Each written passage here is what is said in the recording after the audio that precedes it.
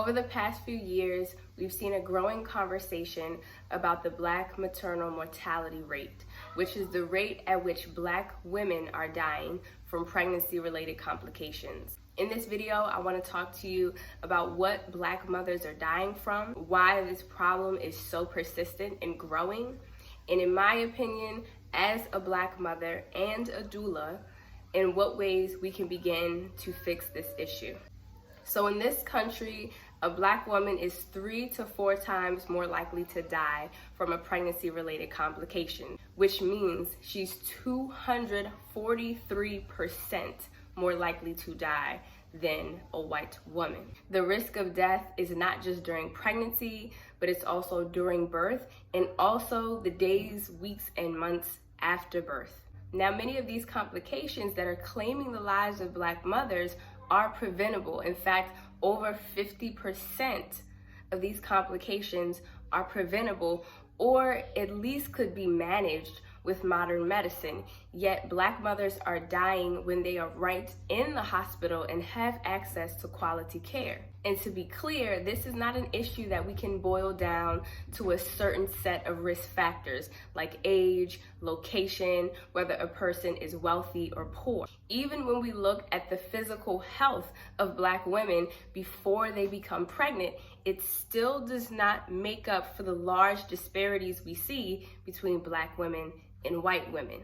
So what I'm saying is we cannot blame Black women for being poor, undereducated, because they're getting pregnant young, in order to make sense of these abysmal rates of death. And although in this video I want to focus on Black maternal mortality, it's important to note that Black babies have a higher infant mortality rate than white babies. Now, after spending several months looking into this topic and working as a doula, I've come to the personal conclusion that the foundation of this issue has to do with the history of the medicalization of birth, with epigenetics, with weathering, with institutional racism, and implicit bias.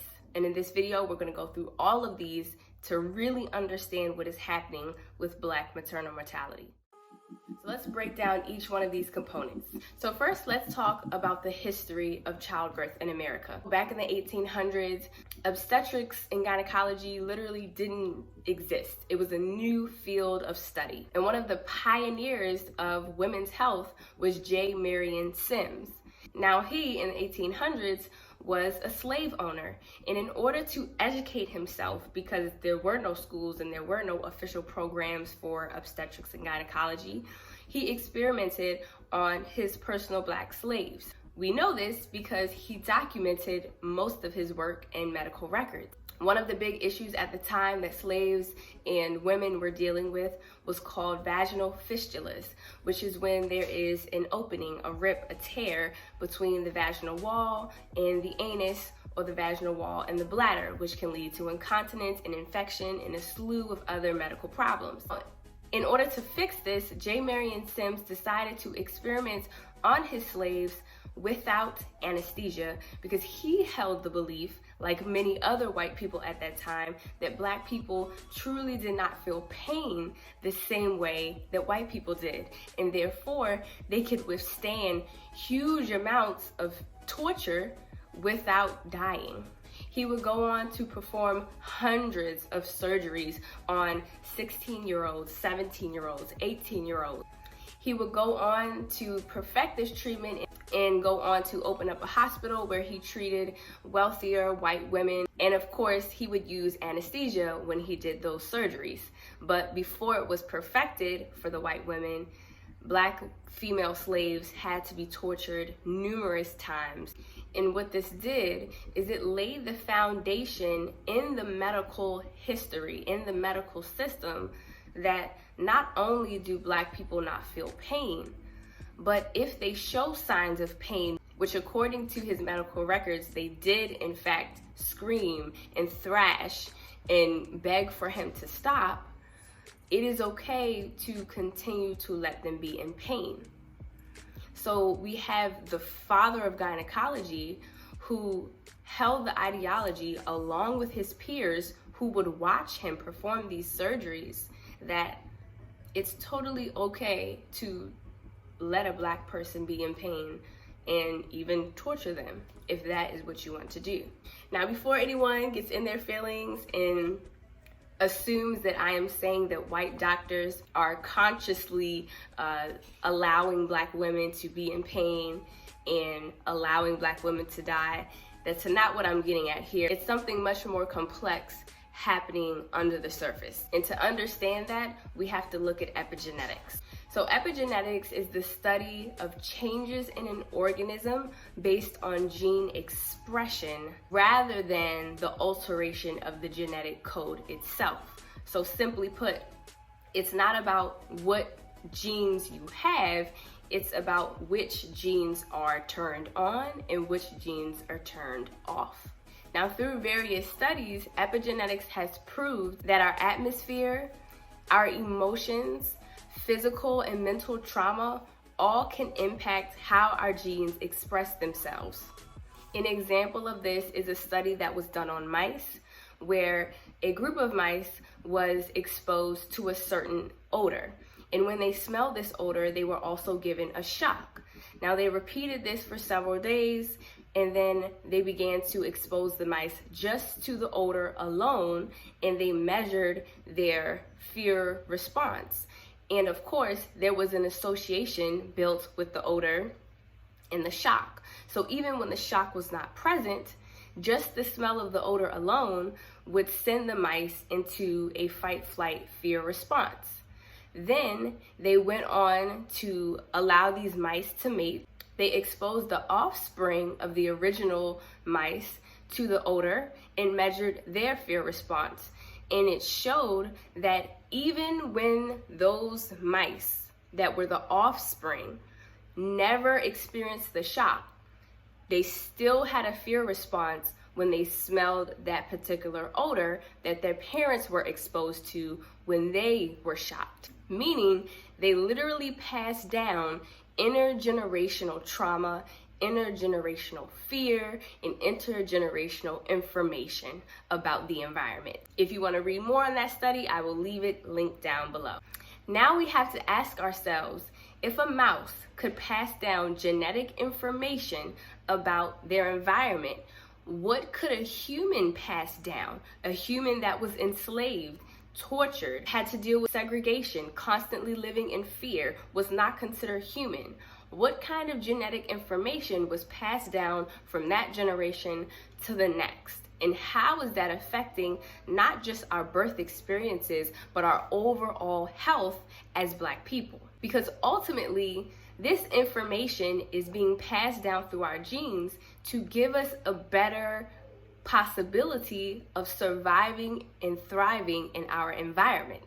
If you grow up in an environment that has poisonous flowers that give off a very bad odor, then you would want the genetic information being passed down to your child that when you smell that odor, stay away because it's poisonous. The problem here is that the poison has become invisible. I'm theorizing here that anytime a Black person walks into a hospital, has contact with a white doctor or even a Black doctor, any medical professional, there is a possibility based on epigenetics that within their biology, they are triggering a fear response based on the genetic information that was passed down from their ancestors. If we think back to those female slaves that were being tortured, what type of genetic information were they passing down to their offspring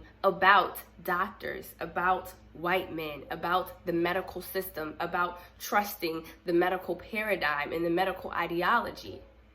These are the things that we have to begin to consider when we're looking at these abysmal rates of Black maternal mortality, and no one can really explain it.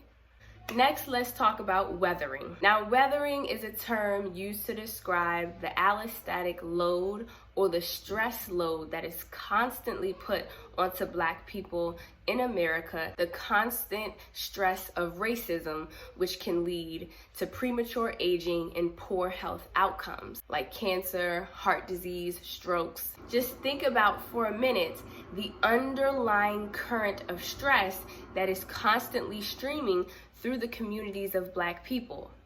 Wondering if you're going to be the next victim of police brutality, hoping that you'll be able to get a job and that you won't be judged based on the color of your skin or your hair type. Even for Black children who are constantly dealing with double consciousness, learning when it's appropriate to exercise their Blackness and when it's inappropriate and they have to turn it off in order to be accepted or taken seriously. To put it extremely simply, racism is making Black people sick. And based on epigenetics, we cannot ignore this reality any longer. An article called Closing the Black-White Gap in Birth Outcomes details how perinatal stress can prime the neuroendocrine system with stress hormones at a very sensitive time in immune maturation, so that when those children go to grow up, they are more susceptible to get infectious and inflammatory diseases. Now, historically, Black people have been blamed for their health issues. People say that Black people are lazy or that we eat very poorly. And though that might be true for some people, the reality is having that constant stream of stress hormones running throughout the maternal body while you're creating a baby is literally killing the baby's chance at thriving and being healthy. For Black babies that are living in a womb of stress hormones, when they grow up to have children, they are more likely to have premature births and low birth weight babies. Again, if you want to read more on this, we'll leave the link down in the description. If you've made it to this part of the video, I would highly appreciate if you hit that subscribe button. It shows YouTube that I am a legitimate channel here to grow and educate, and it means that you'll get notified when my next video comes out. And the last thing that we have to discuss, the other side of the epigenetic coin, is institutionalized racism and implicit bias. Now, we already talked about how epigenetics proves that we can pass down emotional information to our offspring.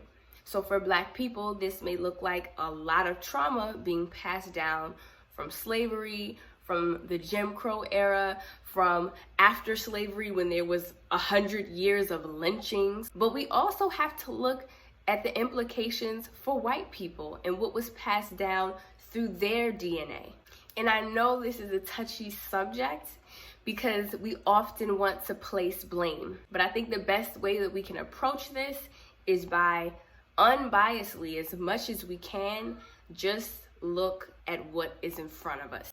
Imagine if you were a child growing up in the post-slavery era and you were white and your parents attended lynchings, or maybe your parents themselves lynched people. How would that affect your psyche? Based on social learning theory, we know that children learn from their environment. There is not necessarily an intrinsic scale that tells them, oh, that's too far, that's not good, or oh, that's too bad.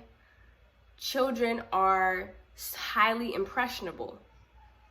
So when we have generation after generation after generation of people who were openly prejudiced, openly racist, openly did not see Black people as human, we already know that this ideology has not necessarily just passed down mentally, but it's been passed down genetically. Even surveys had shown that 40% of medical providers believe that Black people have thicker skin and less sensitive nerve endings, which equals we don't feel pain the same way white people do. So yes, racism is most definitely built into the medical system based on its history of experimenting on Black bodies. And yes, there are people out there today who work in the medical field and have biases and have prejudice that they are aware of, but there is also a large subset of people who literally don't know what is happening underneath the surface of their own subconscious. They can look at a person like Kira Johnson, who went to Cedars-Sinai for a scheduled cesarean and had complications with internal bleeding.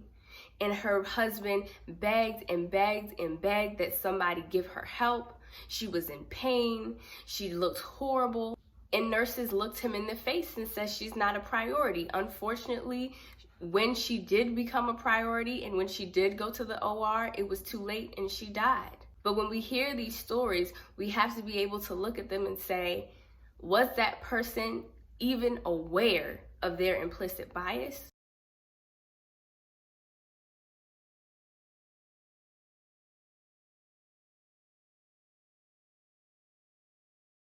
We also have to see that the system itself does not prioritize the health of Black mothers, because if it did, we would already have a nationwide initiative with protocols, procedures, and routines when a Black mother walks into the hospital.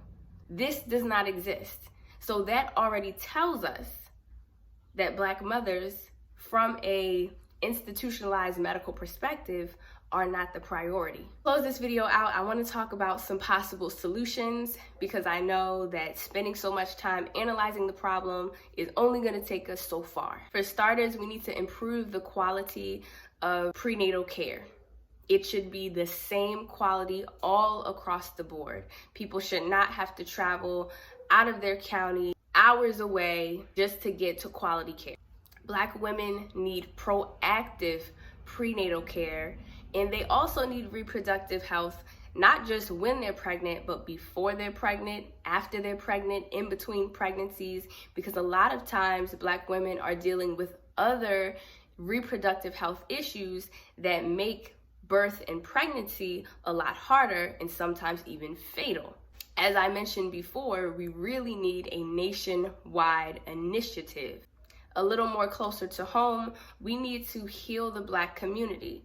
It doesn't matter if the Black woman can go out and receive superb prenatal care. If she's coming back to her home and coming back to her community, that is a source of stress. Now, this is definitely not an exhaustive list, and I in no way consider myself an expert on this subject. I went ahead and interviewed 2 people, Latham Thomas and Donna Davis. Those interviews will be up within the next couple of days. Again, make sure that you have that bell notification turned on so you know when those videos are posted. For some, I know this video was probably very eye-opening, and for others, it may have been very uncomfortable, but either way, I hope that you took away something. And please feel free to share this on Facebook or Instagram so that we can continue having this conversation, because it is a real problem that needs real solutions.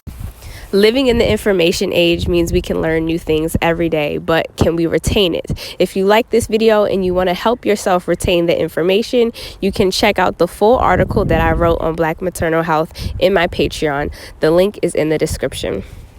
It's a great way to support me and this channel.